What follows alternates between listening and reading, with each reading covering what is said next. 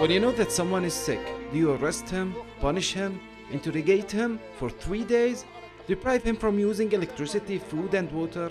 What do you expect to happen to him?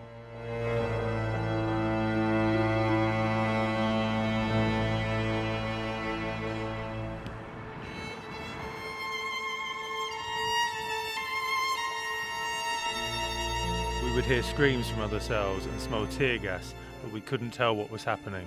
Some prisoners would tell us about beatings by Israeli forces. Their hands were broken and heads and backs were injured.